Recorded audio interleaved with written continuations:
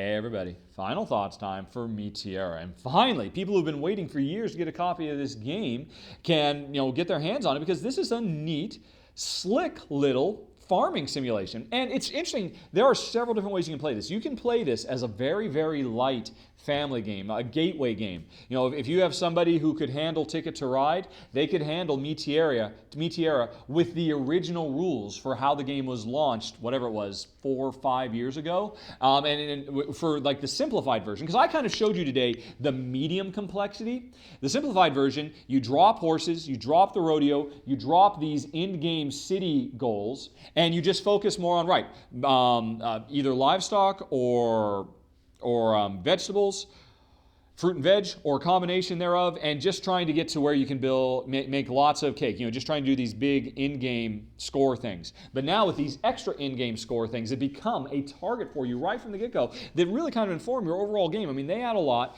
and the pressure to try to compete in the rodeo is very tough because there's a lot of points to be had there, but a lot of attention and resources has to go into training your horses and getting them ready to go. You have to, so this adds a lot of depth. Plus, the fact that there are now effectively,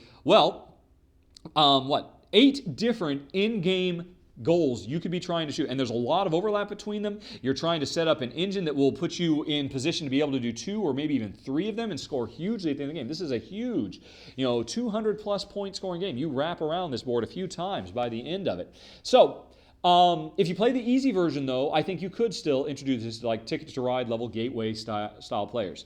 You got what I just showed you, which is nice, but I'll be honest, Jen and I hate these, absolutely despise these dice in this game. I understand when you're at the lighter end of the spectrum, yeah, you know what, hey, somebody got lucky and they got 2 cows and nobody else can do it, and somebody else tried really, really hard and, like you saw Jen, rolled her dice twice and only got 2 sheep and really got boned.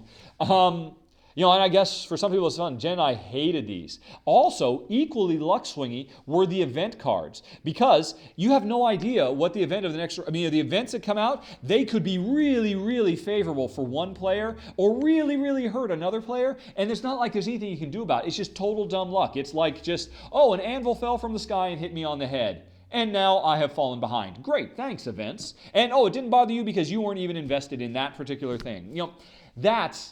I really don't like them, and I really don't like the dice. Jen and I, we found those. But fortunately, the developers understand that, which is why there is the heaviest level you can play the game at, which is you play the way I've been playing, you take the dice out, which is a no-brainer. Just lose them, and you just have it fixed. You always get 1 water. You always get 1 cow. You always get 2 sheep or 2 chickens. It's just fixed. It's guaranteed. Every worker you put there, you can plan and you can strategize about what you're going to get. And for the events, you have the one that's out this round, and you also ahead of time get to see what event is coming next round, so you're not surprised. So you can plan, and that really makes the game sing as a gamer game. Now, I'm not saying this is going to replace Trajan or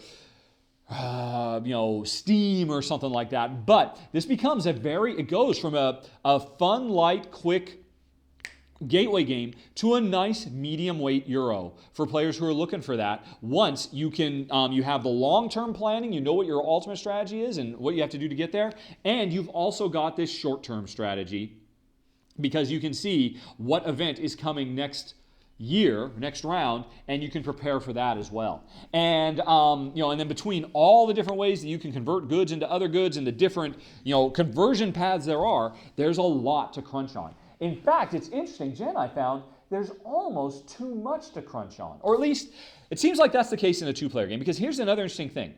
I obviously just demonstrated the 2-player, so there's the special rules of placing 2 guys at once, and only one person can go to any of these spaces and whatnot. So the board kind of tightens up over here, but the interesting thing is it doesn't tighten up over here in the production area of the board, nor does it tighten up in the market.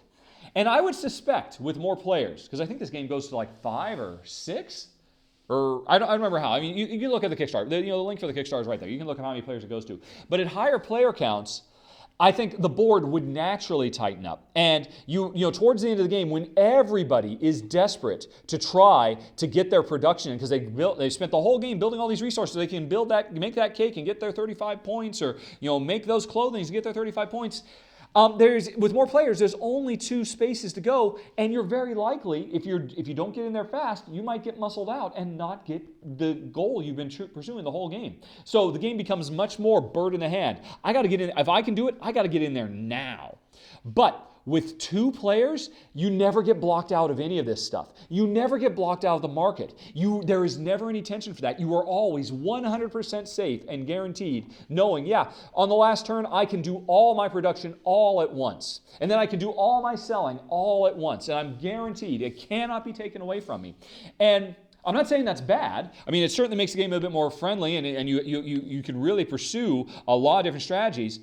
But that's a problem because Jen especially found, because she knew from the beginning of the game, she could start, because there was no randomness to how many chickens she would pick up or whatever, she could actually start running the numbers and get into hugely complex chains of production to decide, well, if I go through all of this, I'll end up with 5 points more than I go through there. And Jen found she was constantly grinding because it's just so wide open. You can do anything here and here.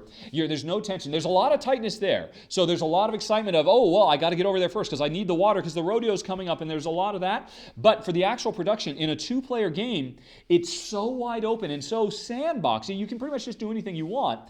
That really didn't sit well with us.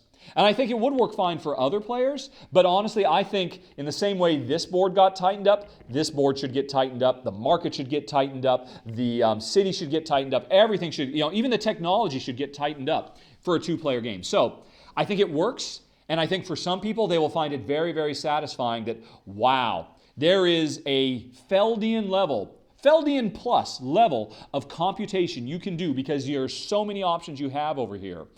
But for me and Jen, we would have preferred to have fewer options. But that's a reflection of the 2-player. I mean, quite frankly, I'm sure players could just come up with their own house variant saying, hey, you know what? These are, only 1 player can go to any of these, just like only 1 player can go to any of these. And again, with more players, it's not an issue. The board game was obviously originally designed for more than 2 players, and it's been tightened down to 2. I just don't think it's been done as well as it should have been. So I don't agree with the developers on that. But even still, I won't deny the fact that Jen and I had fun playing it all the way through from start to finish. Early game, very, very tight, trying to get what you need. Late game, big, wide open, loose, 1.5 million different variables to balance and juggle in your head.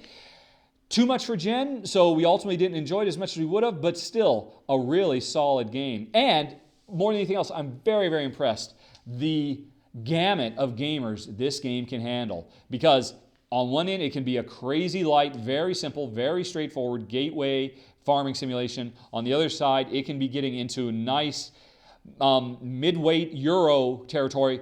And at the lower player count, it kind of even goes a little bit like heavy. It gets into the heavy realm, almost a little bit too heavy for us because of the way the 2-player was balanced. With 3 or 4, I think it would just stay firmly it would be kind of a very cutthroat, very tight, kind of like how Viticulture was. When Viticulture first shipped, and it was a very nasty, cutthroat game, probably the most nasty cutthroat worker placement game I've ever seen because the board was just so insanely tight. I suspect, can't really confirm it, but I suspect that's what this game becomes at the heavier difficulty, at the heavier variants you can play it as. And that's it, folks. That is Mi Tierra New Era, or Nuevo Era.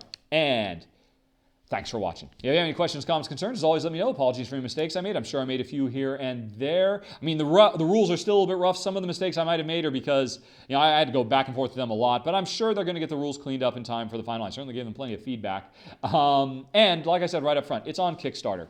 It's a gorgeous game. If you are interested at all in farming simulations, you've always thought, wow, Agricola is just too much to bite off. And Agricola, all creatures great and small, you can only play with 2 players. I want to be able to play a nice, light family farming simulation with cute animals. And don't forget, they won't be these cubes. They'll be cute little meeples and stuff like that. It makes sense for families. If you're looking for a farming simulation that's a nice medium weight, still not quite as heavy as Agricola, and again, very tight, very cutthroat at higher player counts, it's another good choice. And if you're looking for a really kind of oddball 2-player mid-weight Euro that is surprisingly almost getting into heavyweight territory, it's got that too. So, talk to you later, everybody. So long. Bye-bye.